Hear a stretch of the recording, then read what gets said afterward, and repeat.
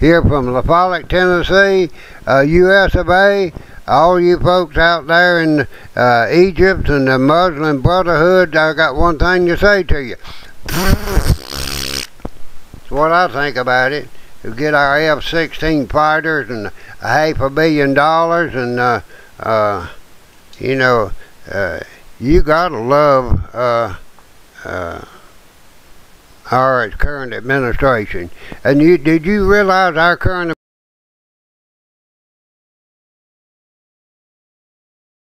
North Korea had a nuclear missile? North Korea? Yeah. Yeah? Did you hear you say they didn't think they had one? But if I wanted some inside information from a black American, I'd go to Dennis Rodman. Well, he's the guy that knows it, ain't he? He played basketball over there. Yeah, he's the one that's got all the inside poop. I just work here, folks. I don't have nothing to do with the commentary or the political. There's no commentary. I'm just straight facts, straight from the heart. I'm just as innocent as I can be.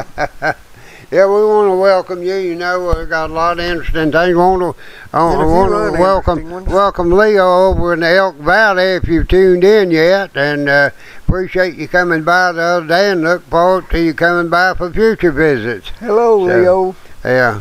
I think it's Leo, somewhere close to Leo. And I don't speak Norwegian, so I can't say. I thought you said he was Dutch. Do I? I thought you said he was Dutch. Dutch, yeah. And then you said he was Norwegian. Oh no, not Norwegian. He's Dutch. He's Holland. Dutch. Right. The yeah. Netherlands. He's straight right over from Flandersville. Having never been there, I would not be able to offer I have much been there. Local color. I have been there. Well, that's good. They should have kept you. No, they didn't want me. They run my mama's people out in the late 1600s. And America would have been a better place if you'd have stayed over. They run my mama's people. They were black Dutch. And now they're just black. And they ran them out of Holland. The Holy Roman Catholic Church did, because they were Protestant, and they just tolerated them infidels as long as they could. And you know, I appreciate the Holy Roman Catholic Church being as benevolent as they were about running the sinners out, because the Muslims don't have but 3 ways of dealing with infidels. First of all, they either convert them. Second, they subjugate them, which means they put them in slavery and tax them, kind of like our government does us. Or third, they kill them. That's the only 3 ways they have of dealing with infidels. So you saying we're all Muslims? No. We're all taxed and subjugated? Well, yeah, well, no doubt, but that's black Muslims. What do you think about the internet sales tax? The what? Sales tax on the internet. Sales tax. Yeah.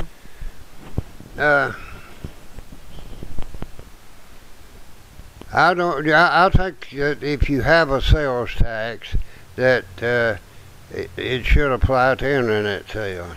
I do too. And you said the first thing there. I don't think we ought to have tax on anything. No, I know. But if we're going to have a sales tax, we ought to do it to everybody.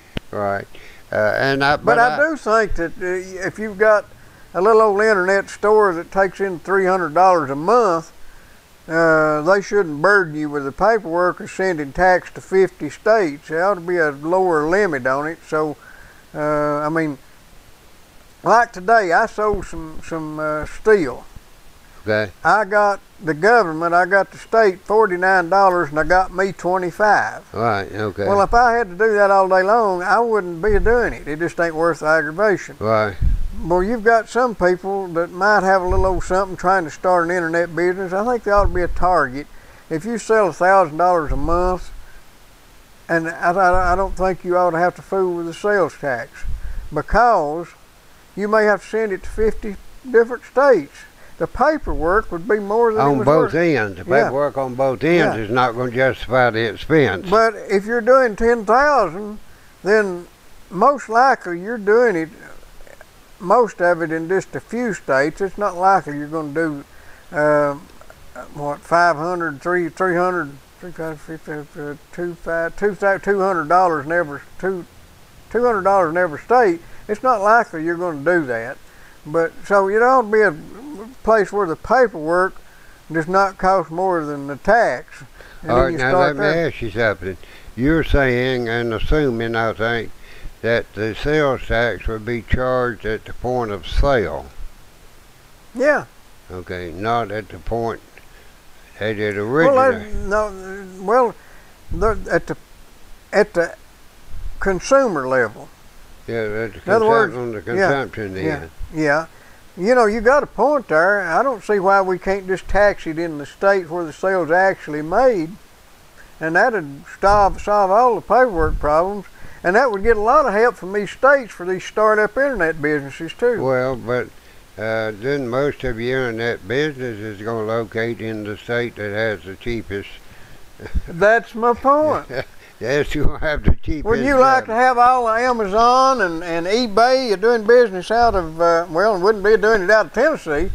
But no, I don't. I think we need to wean the government of more money. We brag in the state that we balance the budget. And we fail to mention that over half of the income in our budget comes from the federal government. Well, so, something else too. You need something else. As far as the sales tax goes, whether you like it or not, it's the fairest way to tax the people because it taxes everybody. Yeah, I understand that. Yeah. I also really admire the way we've learned how to tax stupid people. Well, that's true. You know. We've got the lottery. That's a tax on stupidity. Right.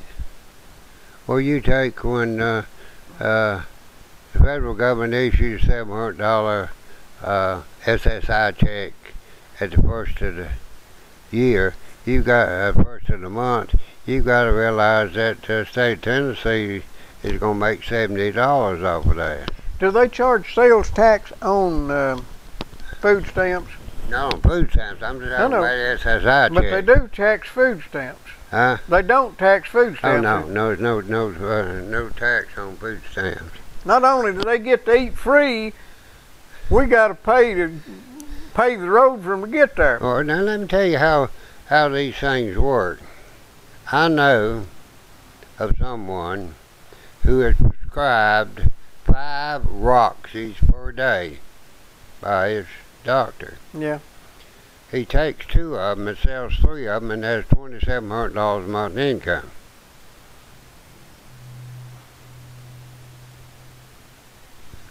$3 a piece? Huh? $3 a piece? Is that what you're saying? No, that would be three a day. That'd be 90. Yeah. That'd be $30 a Roxy. Okay. Yeah. So he makes $2,700 a month by the doctor over-prescribing to him. You reckon I could get some of them? I don't want one, but I could certainly use that $2,700. I could use $2,700. And most of your food stamps around here, you take couples get food stamps. They got a couple of young'uns, and they wind up living with mom and dad, not having any food expense, and so they sell their food stamps.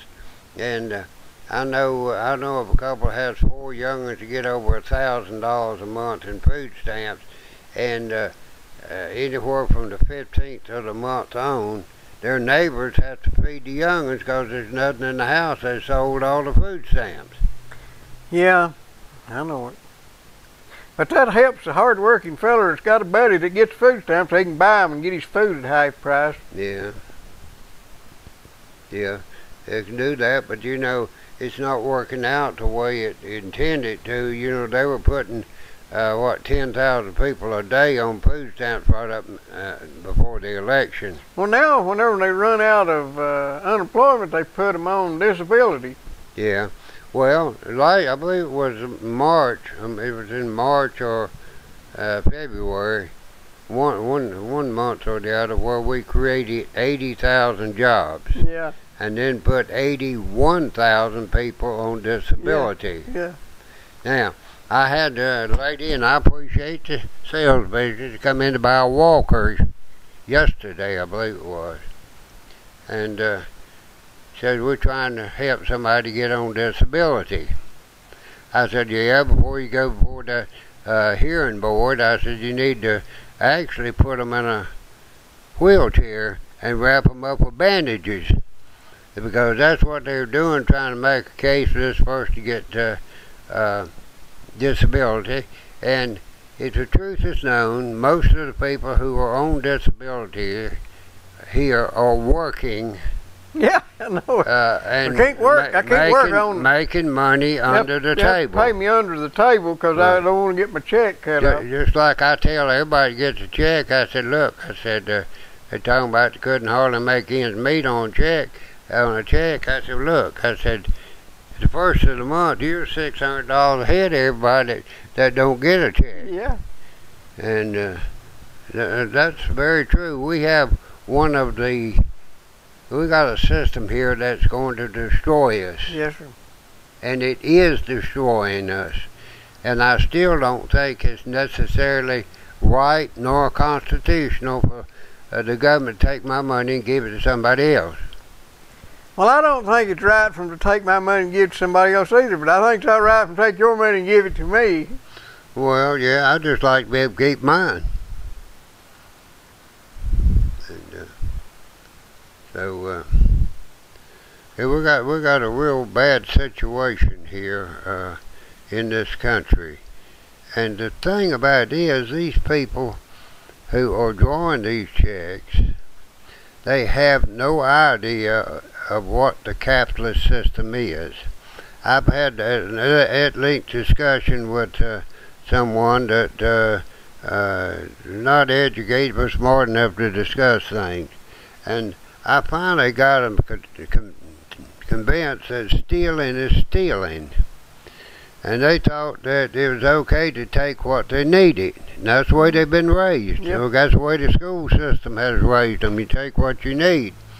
And they also felt like when they stole from a company that was not stealing. I know it. And these especially an insurance company. Especially an insurance company. Well, they feel like even companies like Walmart have insurance. Oh, yeah. Okay, and that they're taking it from an insurance company rather than... And I said, no, I said, that commandment, thou shalt not steal, means exactly that thou shalt not take something that don't belong to you. Well, the whole tax system is theft. Oh, it's legalized theft. Yeah, that's a legalized burglary. You know, anybody that always thinks the government ought to do so and so, and the government ought to do so and so, and then you ask them, well, where are they going to get their money? Well, they're going to take it from big corporations. Yeah, big corporations. But the big corporations is funded by little people. And the thing about it is, you get right down to it, they're at the force of a threat of a gun, they're taking money, property from somebody else to give it to somebody that of their choosing. Now, if I want to give charity, if I want to give some sort of a contribution, I want to pick who it goes to.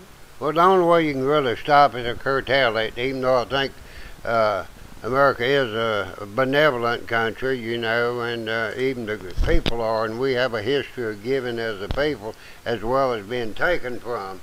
But the only way you're going to ever stop it is those people who receive government checks don't vote. Yeah, well, I'll tell you what. That'll do it right there. I got burnt out.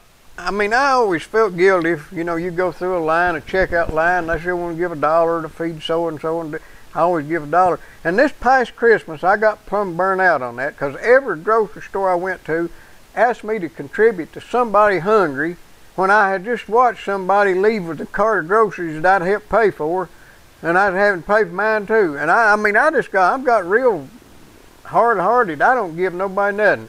I will still contribute to a little bit to St. Jude's, and all I can afford to the Shriners, and everybody else just going to have to prove to me they need it worse than I do. Well, now, you know, I was burned out before then because I told you on this program 7, 8 years ago when they were down there collecting food for the hungry, and I said, the hungry, I said, you'll be collecting for everybody. I said, don't you know fat people are always hungry? And, you know, the poorer the section you go into, the fatter the people. So, I mean, I don't see any hunger anywhere. Now, maybe there are kids that go hungry at night because their mom and daddy sold their food stamps and got drugs and that sort of. I'm sure they're hungry kids, but that's not the fault of society. It's the fault of mommy and daddy. They'd be hungry if we give them a $10,000 check every day. Yeah. The only way you keep them getting hungry is take them to your house and feed them. Yeah. And that's what social service does. There's a guy named John Hawkins writes a column, and I thought of this, and he had some stuff in here, and he says, if you believe we have a right to things like health care, food, shelter, and a good education, then doesn't that also mean you believe we have a right to force other people to unwillingly provide these things at gunpoint? That's just what we said. Right. Well, that's the way it is. And, you know, most of the educational expense in this country is paid for by elderly people, people who own property, people that don't even have children. You know what? How can we simultaneously want a big government will make decisions that have an enormous impact on the lives of every American, while we also say that the character and morals of our politicians doesn't matter? And what exactly is the fair share of someone's income that he's earned that he should be able to keep? Why is it that time and time again revenue paid to the Treasury has gone up after we've cut taxes? Do you realize that this year, now we're going through cutting back on air traffic controllers. We're going through, you know, no visits to the White House. We're going through a reduction in other areas. And yet the federal government is spending more money this year than it's ever spent in the past. Well, did you know they've got more air traffic controllers than they had last year, and they spent more money on air traffic control than they did last year?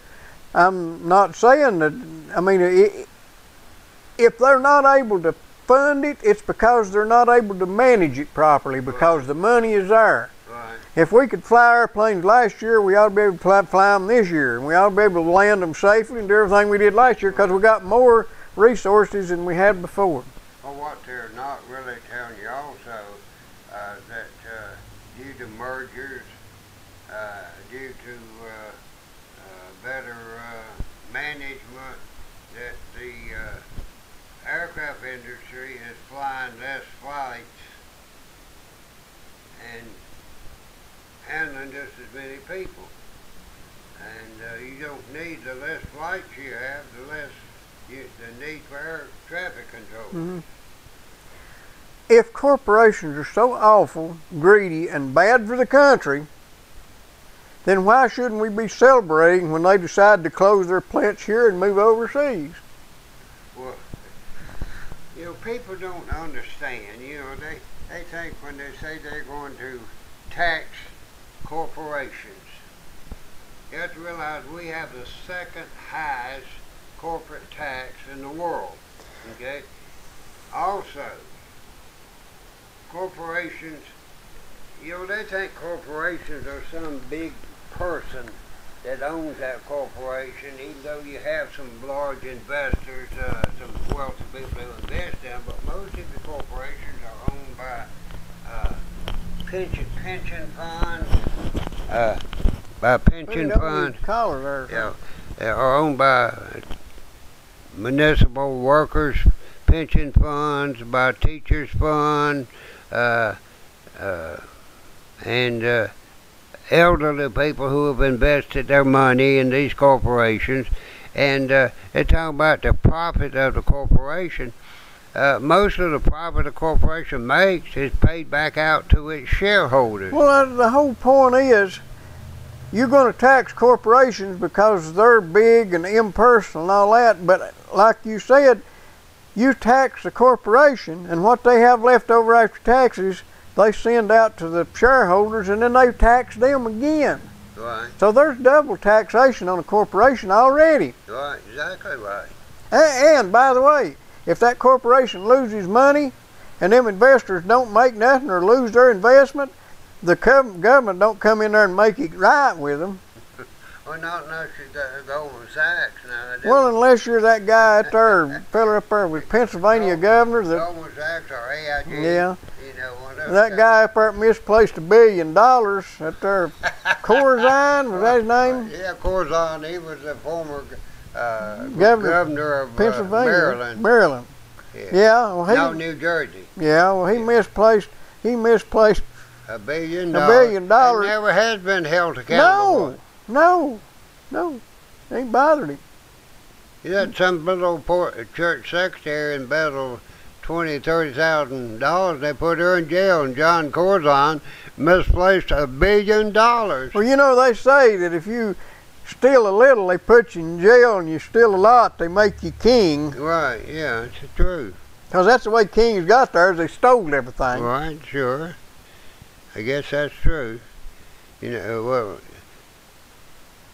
but you know what we're doing?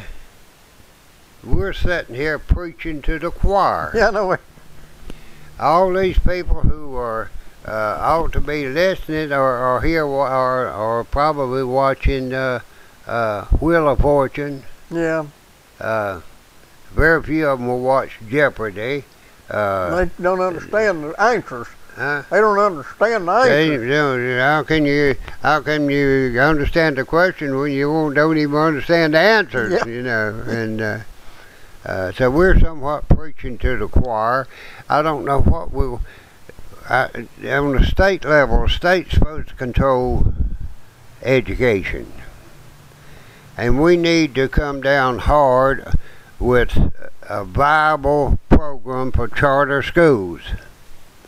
And we need to get in behind. I think maybe we may need to get in behind a group of people to organize a charter school, so you can teach the true values of being an American. Well, that would be nice. I'm not for indoctrinating children either right or left. I'm for people making up their own mind, even if they do stupid stuff. But I think you ought to give them the history, the real history, not one-sided history. My youngins went to school up here. My son was taught all that global warming stuff, and his teacher told him, and this was a history teacher, and absolutely no concept of the American system. He advised his students to move to Oregon because it's the only place in the continental United States that wasn't going to be flooded after everything melted. That kind of thinking is just absolute stupidity. The earth has been warmer and colder than it is right now. They don't know why it got cold, and they don't know why it got hot. And even three things. One is, if you believe that the earth is getting warmer, then do you believe that we're doing it? And if it is getting warmer, and you can't prove we're doing it, what's the use in worrying about that part of it? And the third thing is, so what? If it gets warmer, you can grow more food in more places, north, yeah. And people are going to be better off than they are now. And there's not near as many people die from being warm as there is from being cold. You won't melt down usually and die unless you get out and don't hydrate yourself properly, and you get out. We've endured a lot hotter climates, and most of us will know if the global warming thing comes to the worst scenario. The other thing is, you're going to have more places to grow food, and that's not a bad thing. Well, no, it's not, and I agree with you 100%. And also, you take a glass full of ice up to the brim and let that ice melt, and it will not be a full glass of water. No, and you can take water put ice in it and fill it up to the top so it won't hold another drop, and the ice will be sticking up over the top of the glass. Right. And when it melts, it'll still be full. Right.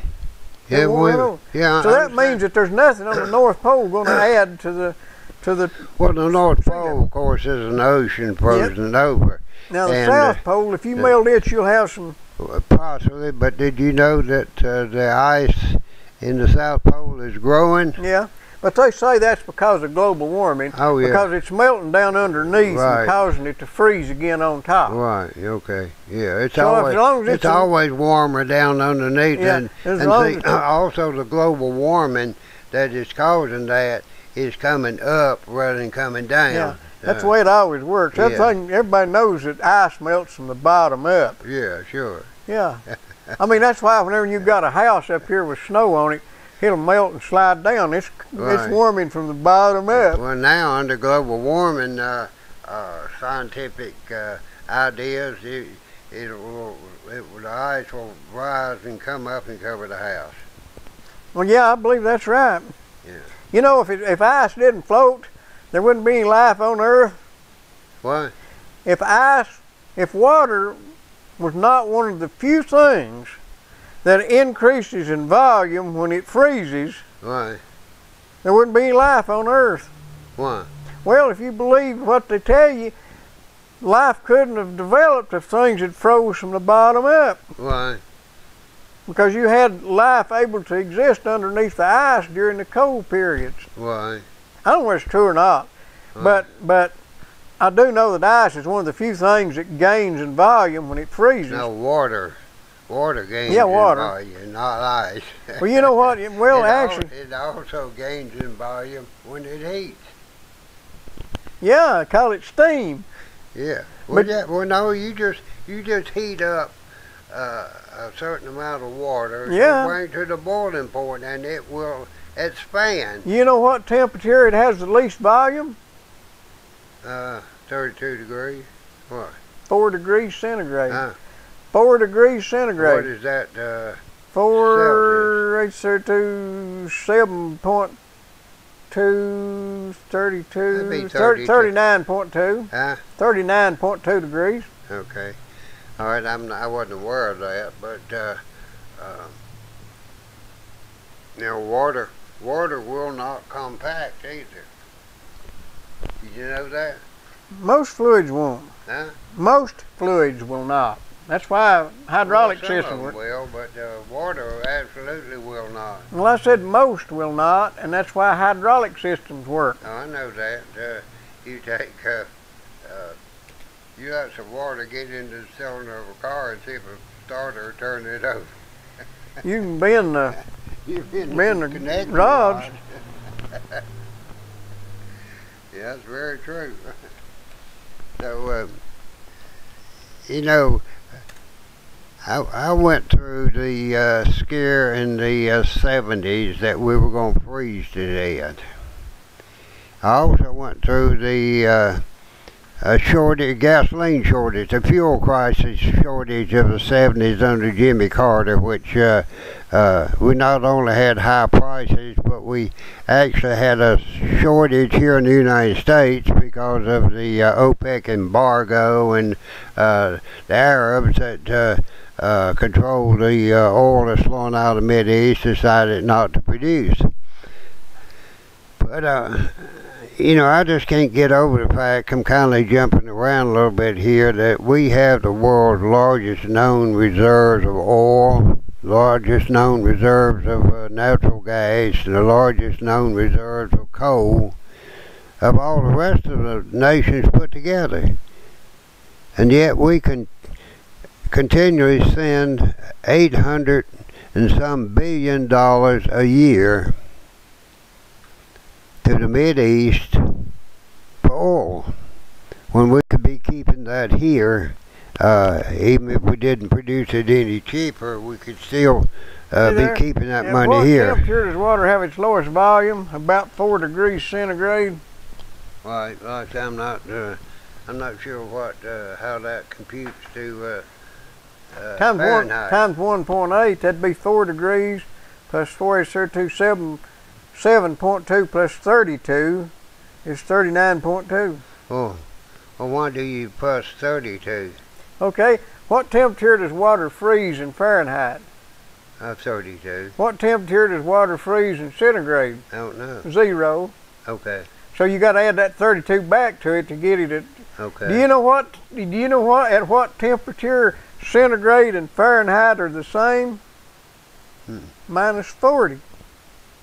Minus 40 centigrade is the same as minus 40.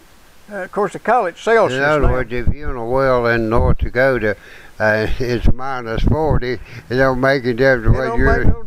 It make no difference what thermometer you're using. You're still cold. Your derriere is going to be just as cold under Celsius as it is above Fahrenheit. A well digger's derriere. Yep. Cold as a well digger's. It really helps to be fluent in French. I reckon it does.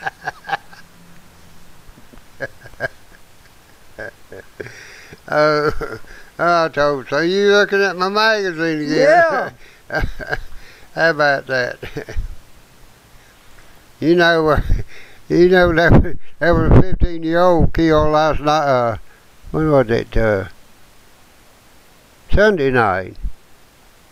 Within one block of President Obama's home in Chicago. He gunned down. Gun violence, gang violence.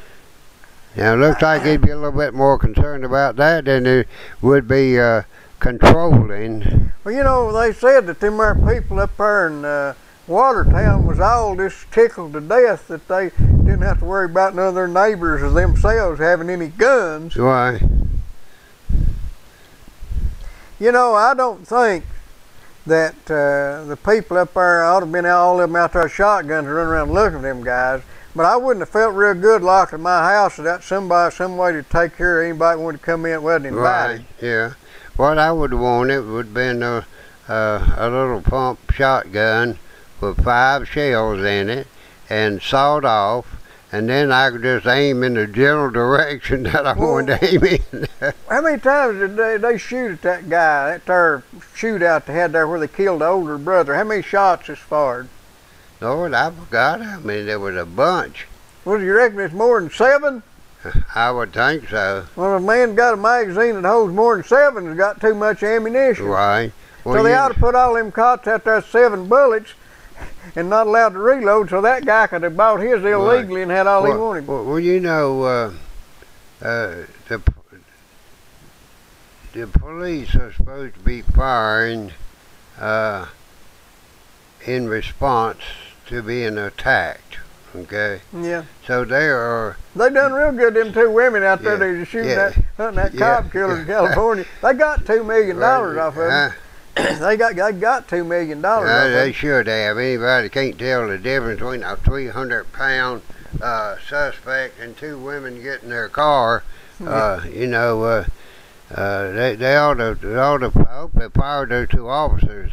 They really should have been. They ought to prosecute them. Huh? They ought to prosecute them for murder. Yeah, they should. Murder. They really should. But, you know, assuming that the police are using their weapons for protection,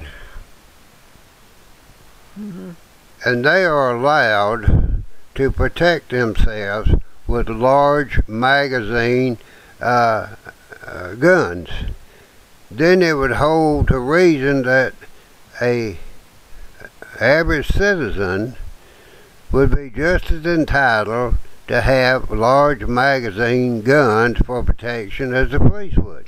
Yeah.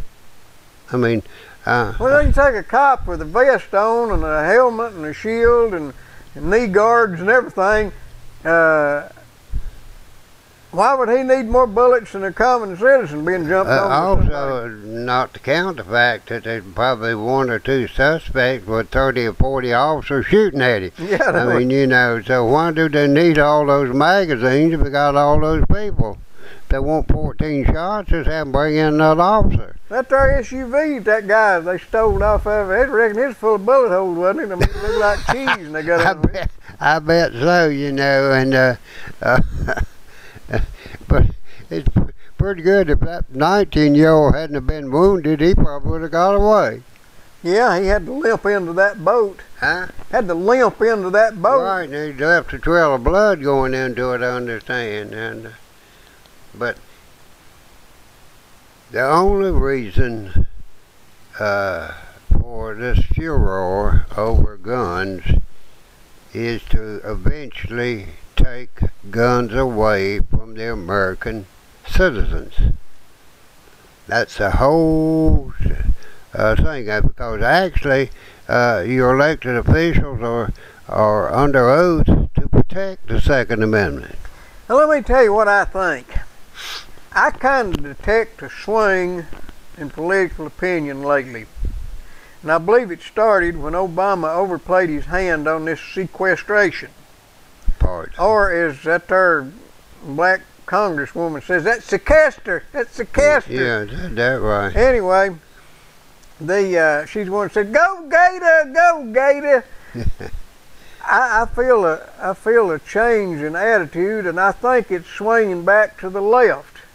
And I predict that there will be a turnaround, and think we're going to go back looking more conservative in the next presidential election and probably the next congressional election. But the problem is that we've been doing that for generations, and we never get back where we started. We always end up further to the left. A little bit further to the left than you were, yeah. That's true. That's very true. And, well, you know, I look on it a lot of ways, you know, with boxing and the Marcus, who was it? The Marquis of Queensbury Road, and I never will forget when Queensbury. Queensbury, yeah. When they first started televising the fights, and all these European fighters would come over here, and they were fancy dancing around, and these old American boys just walk right up and hit him right flat in the nose, you know. Well, it's because they never did get back to the original idea of boxing. That was to hit the guy that was standing in front of you, you know. And you're just supposed to look good dancing around and making it whether you ever hit him or not. And so I think that's true with the American politics. We've learned to dance around. We don't ever get back to the basic idea that I believe it was Thomas Jefferson said he can think of no society where there were dual standards for the average man and for the politician. And he felt like the politicians should be just as diligent and as honest as they expected the people to be when they file their taxes. Yeah, that'd be all right. Yeah. They can't collect off them people up there in the Beltway. They won't pay their taxes, and they're living off of what taxes we pay, and they living. I mean, that's a boom. Washington don't have no bad economy. Working for the government don't even pay their taxes. The Marquis of Queensbury Rules. Right. It was named so because John Douglas, 9th Marquis of Queensbury, publicly endorsed the code, although they were written by a sportsman named John Graham Chambers.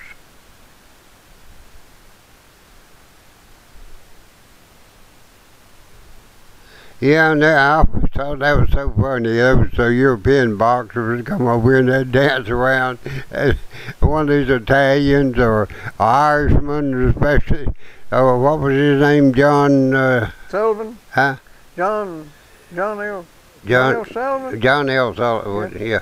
He just walk up and bare knuckle them to death, you know, and so...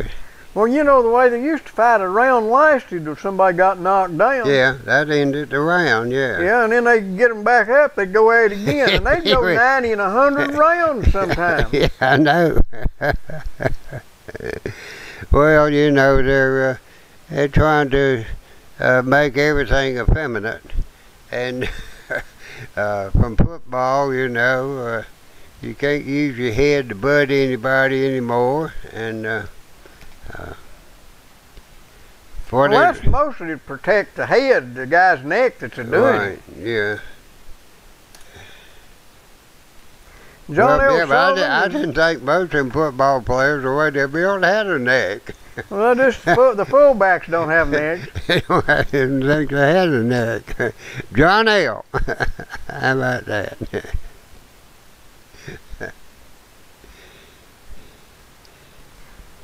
Well, he was just 50 when he died. Well, what killed him? He wasn't all that muscular, was he? No, he just 5'10" and a half. Had a 74-inch reach. I got about 74-inch reach. Yeah, but that's more than he is tall. And his knuckles dragged the ground when he walked.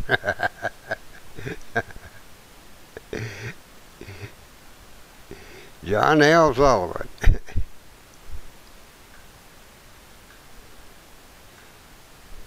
Well, wait a minute. I don't see a weight on him. I don't see a weight on him. He don't have his weight. No, he's 59 when he died. I know he was 59 when he died. Was he?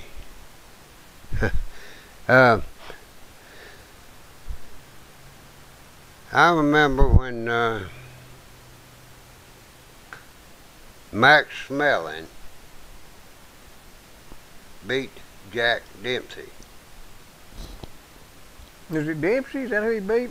Huh? Is that who he beat? Well, Snelling killed a guy in the ring. Yeah. Did you know that he didn't tell nobody about it, but he sent that boy's kid to school and kept his wife up the rest of her life? Really? Yeah. Huh. How about that? No, I didn't know that. Did you know that Max Baer? I remember Max. You know who Max Baer Jr. was, don't you? Jethro. Jethro, yeah, I did know that too, yeah. Well, his daddy was Max Baer, and he had some Jew blood in him some way, but they didn't consider themselves Jews. Right. And when Hitler come out and was putting the Jews down and all that, Baer went out and claimed to be Jewish and fought as a Jew in order to insult. He's the one that knocked out old Snelling, wasn't he? Smelling, yeah. Yeah, Smelling. Well, that's right. He fought as a Jew in order to insult Hitler. Yeah. Well, Hitler didn't know what to say about what was the Indian runner's name? Jim Thorpe? Yeah, Jim Thorpe. He didn't know what to say about Jim Thorpe coming over and beating all them blonde-headed people. Well, another thing, I don't know what I'm going to tell you. Go ahead. I don't know. But now I remember when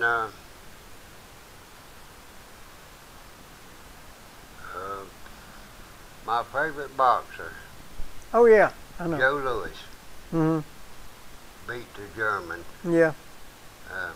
Was it Smelling he beat too? Yeah, I guess it was him instead of Bayer. Right, yeah. And that was the ultimate insult. Yeah, it sure was. But you know, Charlie Chaplin was not a Jew, but Hitler thought he was. So he done that whenever he jumped on Chaplin for his Jewish ancestry. Chaplin done that the Fuhrer thing, you know, where he done that. Well, you know, no, we're doing a lighter note on this somewhat, but you know, everything Hitler did was legal. And the country of Germany went from a very cultured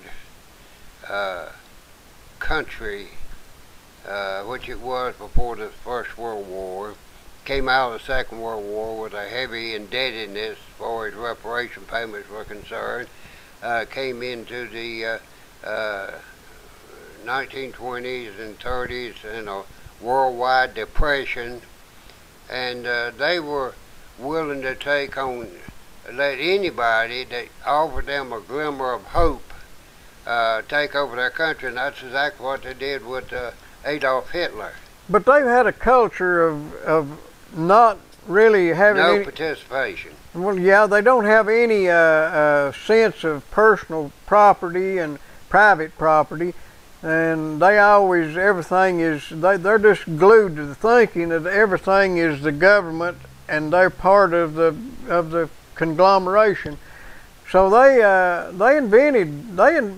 actually they did a lot to destroy this country. Back in 1848 when they got kicked out. All those environmentalists. That's where it started, by George. And I dare say that the biggest danger we have in this country is not homegrown terrorism. It's not foreign terrorism. It's homegrown food. The environmentalists, Yeah. you know, and you know, they are so concerned about protecting trees, and trees is one of the few renewable resources that you have. And they don't realize that the water is so much cleaner now than it has been in the future, that the air is so much cleaner now than it has been in the future, has been in the past, and probably might be clearer than it's going to be in the future, but I don't know. Yeah, they're a bunch of homegrown fools, the environmentalists are, and people who want to protect the ridge line of the mountains, you know. That's fine if it's their ridge line, you know, but nothing, you know, I'm always reminded of the Star Kiss commercial where they says, "No, Charlie, we don't want a tuna with good taste. We want a tuna that tastes good." And the same thing's true of our natural resources. My daddy always told me that, you know, he was brought up when they used dogwood trees for shuttles and rollers in a cotton mill. So he was always, "Boys, save them dogwoods. Don't you cut them dogwoods. Save them dogwoods." And I said, "What are you saving them for?" He said, "They make shuttles and rollers." I said, "Daddy ain't made none 25, 30 years at that time." We used to sell them. Yeah. People used to cut them. It had to be, I think it was, well, it had to be, It'd be 4 inches. I was thinking it's 5. Maybe. But maybe that's the smallest point. Yeah. But they'd cut them, and they cut them into, was it 5-foot sticks? I think so. Yeah, they used to sell dogwood. Of course, now they probably use some synthetic something, don't they? Right. Yeah, probably, I'm sure. Yeah, sure they do. But to me, a dogwood or a tree is no good until you use it. And it's kind of like money. You know, money is absolutely no good to you until you spend it.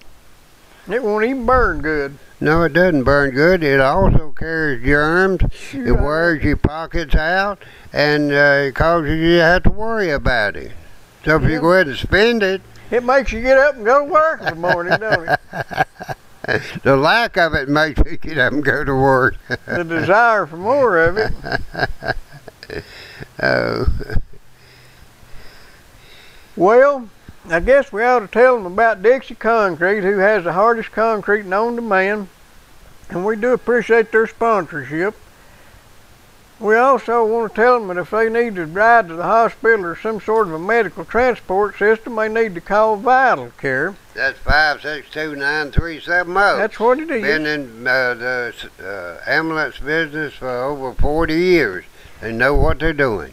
And Wilson's Gas, which I just run out of there a few minutes ago, he's got all flavors and varieties. 48 flavors. They're going to change it to be known as what is Baskin Wilson. Baskin Wilson Gas Company. 562-5444, right in the middle of the road in Sawmill Holler. And Napa Auto Parts, who sponsors Bob's Race Car. Right across my brook. Right across from the IGA at 562-9406. Did you know they got little those little things you push on lawnmowers? What do you call them? I don't know. Where you squirt primers? Little primers. They got little primers for lawnmowers. Did you know that? Well, I figured if you could buy them, they had them. They got them.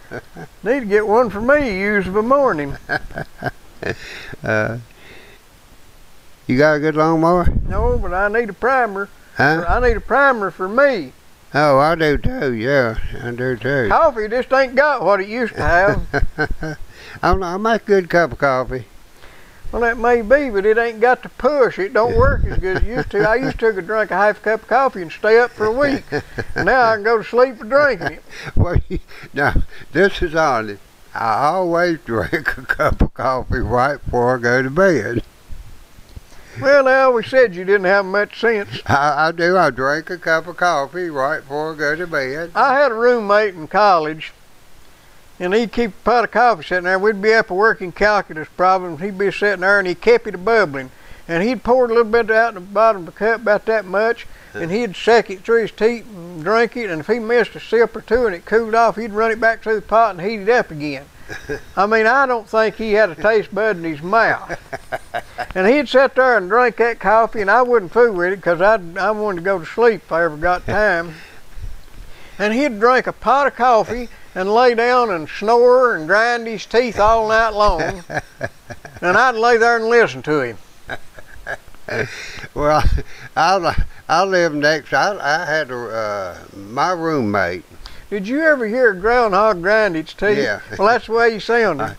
My roommate in college was a person that I started the first grade of school with.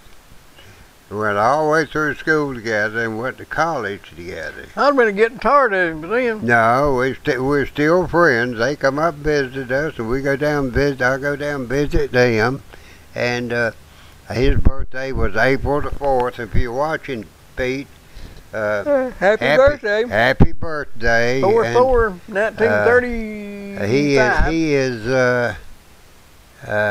2 months and 5 days older than I am.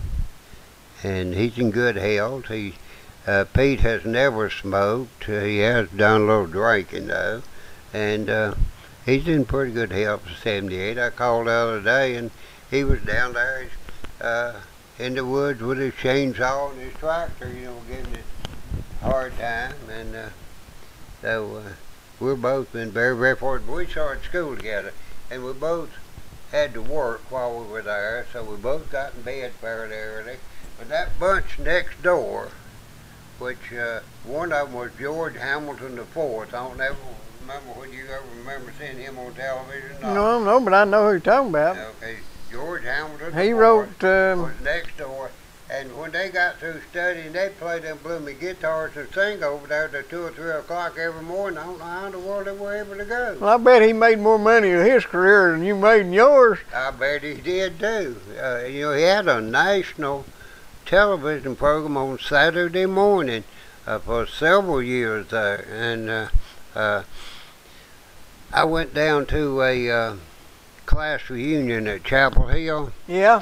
And I was walking up, I guess that was Cameron Avenue, and I heard all the horn blowing. I looked back there, and there was a 57 Carolina Blue Buick convertible. And there was George Hamilton in that thing, motioning for me to come and get in. Me and my wife were... He's just 75. He's just 75. George is. Yeah. Went to the University of North Carolina at Chapel. What year was he born? 37. Went to the University of North Carolina at Chapel Hill. Yeah, I know he did. I know him. Abilene. Yeah, he made several good songs, and old George Hamilton the Fourth. George had him a 57 Buick Roadmaster convertible. Well, there's what he looked like when he was a young man. I know what he looks like. I know what he looks like. I know what he sounds like, too.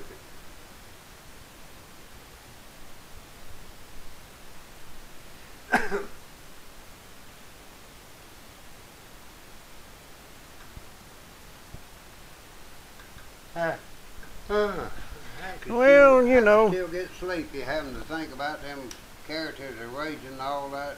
In the early morning rain, with the daughters heard it before. with an aching That's in my buddy. Hey, George. and my pockets full of sand. I'm a long ways from home. That first song he made famous, he wrote there when I was living there next to him.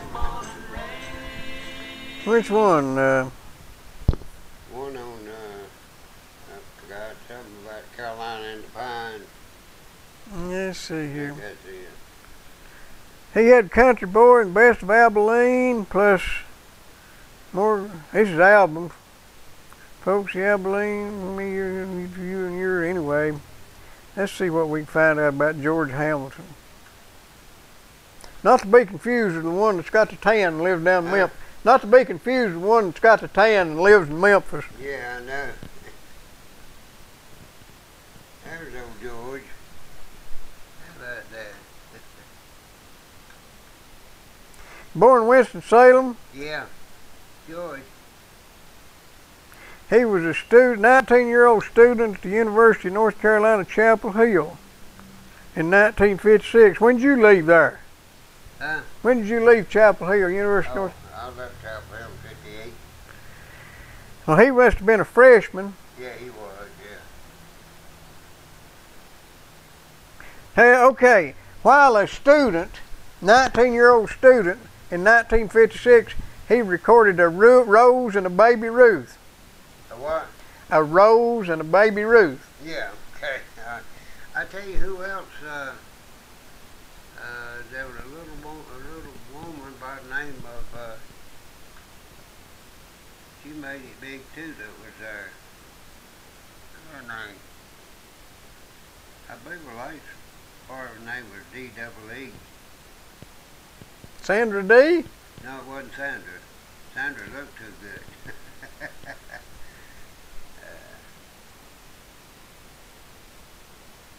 The old George.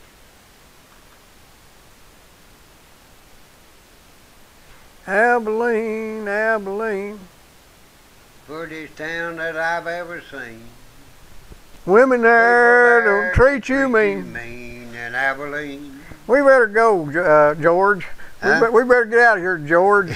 We're going to ruin George's song. It's been a pleasure talking to you folks. I hope you'll tune in again tomorrow night on this same station, UGTV, or you can watch us on Channel 12 cable. We'll be 8 on o'clock tomorrow night. TV tomorrow night, 8 o'clock. Right here, the same station on your Right here computer. Here on your internet dial. There you go. TV. We appreciate it, and we'll look forward to seeing you tomorrow night. See you, folks.